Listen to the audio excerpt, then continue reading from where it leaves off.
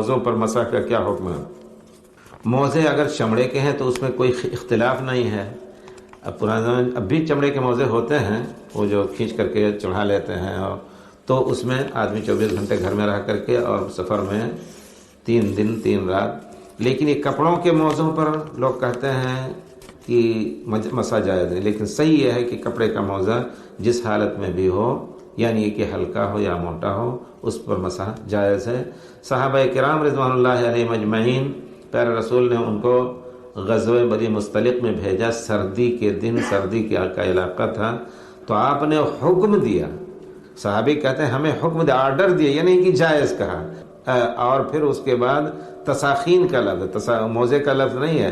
تساخین کیا تھا؟ اس زمانے میں کسی کو کوئی چتھڑا مل جاتا، موزے نہیں تھے اس طرح کے کہ وہ ملتے ہوں سب کو، تو یہ کپڑا پھاڑ کر کے پورے پیر پہ لپیٹ لیتے تھے اور اسی سے چلتے تھے، اسی میں وہ پہن لیتے تھے، چمڑے کا جوتا پہن لیتے تھے.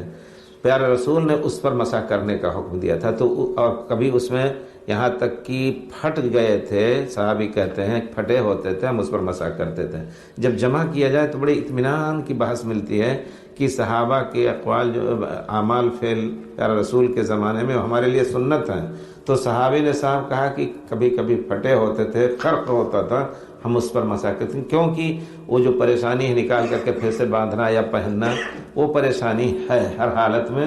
اس وجہ سے آپ اس موجودہ موزے پر بھی انشاءاللہ مسح کر سکتے ہیں. البتہ اگر کوئی نہیں کرنا چاہتا ہے، دل میں شبہ ہے، نہ کرے، لیکن جواز انشاءاللہ صحیح نقطہ نظر سے جائز ہے کہ آپ 24 گھنٹے یا سفر میں 3 دن 3 رات کر سکتے ہیں. کیونکہ صرف مسح نکالنے، اس کو نکالنے اور دھونے کا مسئلہ نہیں، سردی میں سردی لگنے کا بھی خطرہ ہے. ایسا بھی ہوتا ہے، ایک مرتبہ 3 دن پہ آپ کریں گے یا 24 گھنٹے میں تو جلدی سے دھو کے پونچھ لیں گے، نہیں 5 مرتبہ دن میں اگر دھونا پڑے تو ہو سکتا ہے سردی لگ کے نقصان بھی ہو جائے، اس کا اثر پورے دماغ پہ چڑھتا ہے. تو ہے سب اللہ تعالیٰ نے یہ اپنی مہربانی سے آسان کیا ہے.